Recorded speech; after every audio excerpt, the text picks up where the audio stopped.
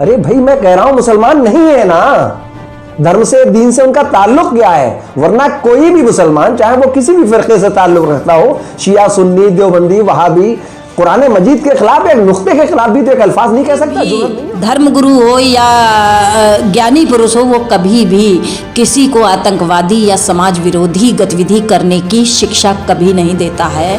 जो इस्लाम विरोधी ताकतें हैं उनका भौंकने वाला कुत्ता है जो वक्त वक्त पे इसको भौंका दिया जाता है। वसीम रिजवी का इस्लाम से कोई ताल्लुक नहीं, ये इंसान के रूप में शैतान है।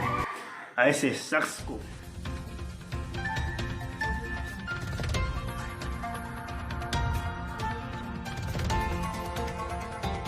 कारवां टीवी हर पल आपके साथ। बदलेगा जमाना लाख मगर कुरान ना बदला जाएगा। जी हाँ, 26 आयतों को बदलने की बात कहने वाले सुन लें। कुरान 1400 वर्ष पहले जैसा था वैसा ही आज भी है और कयामत तक रहेगा। वसीम रिजवी जैसे भ्रष्ट और जालिम लोग आए और जलील होकर चले गए, मगर इस्लाम और कुरान का कुछ नहीं बिगाड़ सके। कुरान की हिफाजत तो अल्लाह ने अपने जिम्मे रखी है। ये बात विश्व विख्यात खानकाह कादरिया वहादिया बिलग्राम शरीफ के पीर सैयद सुहेल मियाँ के खलीफा मौलाना हाफिज इरशाद अजहरी ने कही। शिया वक्फ बोर्ड के पूर्व अध्यक्ष वसीम रिजवी द्वारा हाल में ही कुरान की आयतों पर हमला करते हुए सुप्रीम कोर्ट में 26 आयतों को निकालने की याचिका दायर की है, जिससे मुस्लिम जगत तिलमिलाया हुआ है और नगर नगर गांव गांव वसीम रिजवी के खिलाफ आक्रोश बढ़ता जा रहा है, जिससे तहसील क्षेत्र के उलमा और मुस्लिम बुद्धिजीवी वर्ग में भारी आक्रोश है। आपको बता दें, बीते दिनों शिया वक्फ बोर्ड के पूर्व अध्यक्ष वसीम रिजवी द्वारा हाल में ही कुरान की 26 आयतों को निकालने की सुप्रीम कोर्ट में याचिका दायर की है, जिससे दुनिया भर के मुसलमानों में रोष व्याप्त है। तो वहीं शिया आलिम मौलाना आजिम जैदी ने वसीम रिजवी के बयान की कड़ी निंदा की है। मौलाना साहब, वसीम रिजवी ने जो कुरान शरीफ के मुतालिक बयान दिया है उसको लेकर आपका क्या कहना है? बहुत अच्छा सवाल किया आपने। इस वक्त बहुत ज़रूरी है तमाम मुसलमानों का एक्टिव होना, और उन्होंने जो 26 आयतों के सिलसिले में सुप्रीम कोर्ट में PIL दाखिल की है, उसे पहली बात तो सुप्रीम कोर्ट को खारिज कर देना चाहिए। हमारा संविधान और हमारे मुल्क की सभ्यता ये इजाज़त नहीं देती। दूसरी बात यह है कि वसीम रिजवी साहब जो यहाँ तक पहुँच गए हैं कि अब कुरान के सिलसिले में वो इस तरह के मसाइल उठाने लगे हैं, तो ये उसी तरह से जैसे सलमान रुश्दी, तस्लीमा नसरीन और तारिक फ़तेह, उसी फहरिस्त में इनका भी नाम जुड़ गया है। कुरान के सिलसिले में रसूल की हदीस मौजूद है, इन्नी तारिकुन फ़ीकुमुस सकलैन किताबल्लाह व इतरती व अहले बैती, कि मैं कि कुरान और अहले बैत, किताब और अहले बैत छोड़ के जा रहा हूँ। और ये हदीस सकलैन कई जगह पर सरकार रिसालत पनाह ने बयान की है। उसके अलावा जो हमारे मराजे उज़्ज़ाम हैं, उन्होंने बुनियादी किताबों में इसका जिक्र किया है, आयतुल्लाह खुई की अलबयान में, तफसीर नमूना में। इसके अलावा भी और किताबों में कुरान के सिलसिले में ये हमारा अक़ीदा है। जो तमाम मुसलमानों का कुरान है वही शियों का कुरान है। एक नुक्ता और एक हर्फ और एक ज़ेर और एक ज़बर का भी कोई फ़र्क नहीं है। अहले बैत अलैहिमुस्सलाम ने इसको जमा भी किया है, और हज़रत अली अलैहिस्सलाम ने अबुल अस्वद दुएली से इस पर एराब भी लगवाए हैं। और जब हज़रत अली अलैहिस्सलाम का दौरे इमामत आया है, अगर कुछ ऐसी आयतें होती तो वो उसको फिर वहाँ से निकलवा देते, लेकिन ऐसा कुछ भी नहीं है। वसीम रिजवी साहब ज़ाफ़रानी तंजीमों के आलयकार हैं, और वही वो कर रहे हैं जो उन्हें वहाँ से हुक्म मिल रहा है। उसी तरह के बयानात दे रहे हैं, उसी तरह के इक़दामात कर रहे हैं। मुसलमानों को इस पर गौर करना चाहिए, मुत्तहिद होना चाहिए। वसीम साहब की तो कोई अहमियत नहीं है, लेकिन एहतजाज इस वजह से करना चाहिए कि वसीम साहब जिनके आलयकार हैं उनके मंसूबे कितने ख़तरनाक हैं। लिहाजा इस वक्त मुसलमानों को एक यकजहती का सबूत देते हुए अज़मत कुरान के सिलसिले में जितने प्रोग्राम कर सकते हैं, जितने एहतजाजात कर सकते हैं वो करें, और दुनिया को बताएं कुरान के मामले में, काबे के मामले में, इस्लाम के मामले में पूरी दुनिया के मुसलमान और पूरी उम्मत मुस्लिमा मुत्तहिद है, इत्तेहाद रखती है, और सब साथ साथ खड़े हैं। वसीम रिजवी साहब जैसे अफराद पैदा होते रहे हैं, पैदा होते रहेंगे, और उनके इस तरह के इक़दामात से और इस तरह के बयानात से इस्लाम पर, मुसलमानों पर और अज़मत कुरान के ऊपर कोई फ़र्क पड़ने वाला नहीं है। अस्सलाम। इस मौके पर रिछोला के फायतुल्लाह के तस्लीम अंसारी ने नौजवानों से अपील की है कि बसीर रिजवी जैसे लोग गद्दार हैं, इनकी बातों पर ना आए। भाई मेरा नज़रिया तो ये है, जो वसीम रिजवी है उसने जो कुरान की 26 आयतों को लेकर सुप्रीम कोर्ट में जो याचिका दायर की है, तो कुरान की 26 आयतों को हटाया जाए, तो उसके कहने ना करने से कुछ नहीं होता है, क्योंकि कुरान की ज़िम्मेदारी अल्लाह ने खुद ली है। अल्लाह कुरान में फरमाता है व इन्ना लहू लहाफ़िज़ून, कि हम इसको नादिल करने वाले हैं और इसकी ज़िम्मेदारी हम खुद लेते हैं, इसकी हिफाजत की।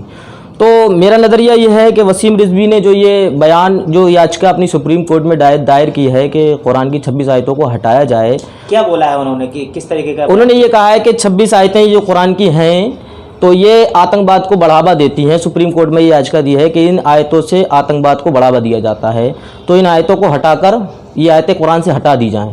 तो मेरा मानना ये है कि उसने ये सब अपनी पब्लिसिटी के लिए किया है, कि कुछ लोग ऐसे होते हैं वो दिन रात ये चाहते हैं, जो राजनीतिक लोग होते हैं उनका मानना ये है कि वो पब्लिक में बने रहें। इसके साथ साथ पैनी नजर सामाजिक संस्था की अध्यक्षा एडवोकेट सुनीता गंगवार ने कहा, ऐसे बेत के बयान कुरान की आयत के लिए एक मुसलमान हरगिज नहीं कर सकता। ये तो मुस्लिम और इंसानियत का दुश्मन है जो इस तरह की बयानबाजी कर रहा है। ऐसे आदमी को सीधा जेल में डाल देना चाहिए। हम जानना चाहेंगे, एक वसीम रिजवी हैं जिन्होंने कुरान की आयतों को लेकर एक बेतुका बयान दिया है, सुप्रीम कोर्ट में याचिका दायर की है, क्या कहना चाहेंगे और किस नज़रिए से आप इसको देख रहे हैं? नहीं, जैसा कि उन्होंने सुप्रीम कोर्ट में याचिका दायर की है कि कुरान की आयतों में बदलाव किया जाए, जो कुरान की आयतों में आतंकवादी बनाने की सीख शामिल है, आतंकवादी बनाती है लोगों को, तो मैं ये कहना चाहूँगी, चाहे वो कुरान हो या हमारे वेद हों, एक ही चीज़ है। कभी भी ये ज्ञानियों के और मनीषियों के तजुर्बे हैं और उन्हीं के विचारों का ये संकलन है। तो कोई भी धर्मगुरु हो या ज्ञानी पुरुष हो, वो कभी भी किसी को आतंकवादी या समाज विरोधी गतिविधि करने की शिक्षा कभी नहीं देता है। और ऐसे जो संकलन हुए हैं, कुरान हो, गीता हो, वेद हो, इनमें कोई भी ऐसी बात मैं मानने को नहीं तैयार हूँ कि ऐसी कोई सीख शामिल हो सकती है जो इंसानियत विरोधी हो। तो ये इनका ऐसे ये लोग जो है राजनीति करते हैं, इनके स्टंट होते हैं कि एक मुस्लिम समाज में भी जो है एक तकरार पैदा की जाए और एक बंटवारा किया जाए कि मुस्लिम समाज भी दो धड़ों में डिवाइड हो जाए और दो धड़ों में डिवाइड होकर एक धड़ा बीजेपी का बन जाए और बीजेपी को समर्थन करने लगे। ये सारी चीज़ जो है, ये हमारी जो आरएसएस है, बीजेपी है, ये पार्टियां जो हैं, ये इनका यही काम ही है कि डिवाइड एंड रूल। ये अंग्रेजों से भी बड़े अंग्रेज हैं। ये हिंदुस्तान के इतने टुकड़े करना चाहते हैं। हिंदुओं में भी कई प्रकार के डिवीजन इन्होंने बना रखे हैं, उसी तरह इन्होंने मुस्लिमों में भी डिवीजन बनाने की पूरी तैयारी कर रखी है। इस तरह के बयानबाजी करवाई जाती है। तो ऐसे लोगों के साथ क्या होना चाहिए? ऐसे लोगों के साथ पहली बात तो मैं ऐसे लोगों का घोर विरोध करती हूँ और ये समाज विरोधी लोग हैं, तो इनको समाज को तो ऐसे लोगों का सामाजिक विरोध करना चाहिए। इन्हें सामाजिक स्वीकृति नहीं देनी चाहिए और ना ही इनकी बातों को इतना गौरतलब किया जाना चाहिए।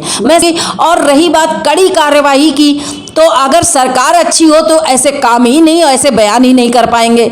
हमारे यहाँ जो सरकार इस समय चल रही है वो तो ऐसे बयानों को जन्म देने वाली सरकार है, तो ऐसे लोगों के खिलाफ कड़ी कार्रवाई की अगर हम मांग करते हैं तो वो तो पूरी होने वाली नहीं है। तो इसलिए हम समाज से ही कह सकते हैं कि आप लोग ऐसे, चाहे मुस्लिम समाज हो और वो हिंदू समाज हो, इनके बातों पर कोई चर्चा तक करने की ज़रूरत नहीं है और ये लोग इस तरह से गुमराह करने के लिए करते हैं। तो भाइयों, मेरा तो यही कहना है कि बिल्कुल गुमराह होने की ज़रूरत नहीं, इनको अपनी बयानबाजी करने दीजिए, ऐसी वाहियात बयानबाजी। मैडम, ये वसीम रिजवी जब सेंट्रल बोर्ड के एशिया सेंट्रल बोर्ड के अध्यक्ष थे, चेयरमैन थे, तब के कार्यकाल में इन पे भ्रष्टाचार के आरोप लगे थे, जिसकी जांच सीबीआई चेक हो रही है। तो ऐसा तो नहीं लगा है कि इन्होंने सीबीआई जांच को प्रभावित करने के लिए, सरकार को अपने पक्ष में लाने के लिए ये बयान दिया हो, ये कदम उठाया हो? बिल्कुल हो सकता है।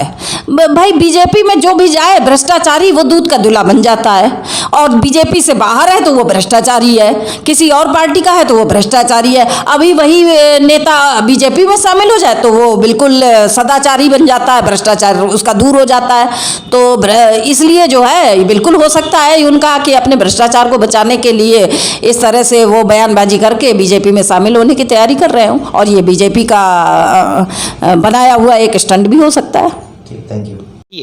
तो वहीं नगर के वरिष्ठ अधिवक्ता माजिद हुसैन जैदी ने भी कड़े तेवरों में मुखालफत की है। साथ ही कहा है कि इसका अजाब अल्लाह तबारक ताला जल्द ही इसे अता फरमाएगा। वकील साहब, जानना चाहेंगे अभी कुछ दिनों पहले जो वसीम रिजवी ने जो याचिका दायर की है, क्या मामला है? देखिए, वसीम रिजवी लखनऊ के रहने वाले हैं, शिया वक्फ बोर्ड उत्तर प्रदेश के चेयरमैन रह चुके हैं 2 बार, और उन्होंने अपने कार्यकाल में इतने गलत काम किए हैं कि जिसकी वजह से वो बचते हुए फिर रहे हैं, सत्ता पार्टी का बरदहस्त हासिल करना चाहते हैं और अपने आप को सुर्खियों में बने रहने के लिए ये पब्लिसिटी कर रहे हैं, वरना उनकी औकात नहीं है कि दीन के ख़िलाफ़ बोलें। और उस बंदे ने जो किया है, जो करता आ रहा है, और फ़िलहाल जो कुरान मजीद के ख़िलाफ़ उसने जो याचिका दाखिल की है, तो उसके बारे में ये कहना कि साहब किसी आलिम का फतवा हो, किसी संस्था का फतवा हो, गलत है। जिसने कुरान मजीद के ख़िलाफ़ या कुरान मजीद की किसी आयत के ख़िलाफ़ या कुरान मजीद के किसी एक लफ्ज़ के ख़िलाफ़ या कुरान मजीद के किसी ज़ेरो ज़बर नुक्ते के ख़िलाफ़ भी अगर आवाज़ उठाई या गलत साबित करने की कोशिश की तो वो इस्लाम से खारिज है। उसके लिए किसी फतवे की ज़रूरत नहीं है, किसी आलिम से नहीं पूछना है, उसका इस्लाम से कोई वास्ता है ही नहीं। हम उसके अल्फाज की, उसकी जहनियत की, उसकी मजम्मत करते हैं, और परवरदिगार उसे जल्द अज जल्द दिखाएगा इसका नतीजा, वो जो कर रहा है। किस तरीके की मशहूर करना चाहते हैं? ऐसी अपने ही धर्म पर आपत्ति जता रहे हैं, किस तरीके के मुसलमान हैं ये? अरे भाई, मैं कह रहा हूं मुसलमान नहीं है ना, धर्म से, दीन से उनका ताल्लुक क्या है? वरना कोई भी मुसलमान, चाहे वो किसी भी फिरके से ताल्लुक रखता हो, शिया, सुन्नी, देवबंदी, वहाबी, कुरान मजीद के खिलाफ, एक नुक्ते के खिलाफ भी तो एक अल्फाज नहीं कह सकता, जरूरत नहीं है उसकी।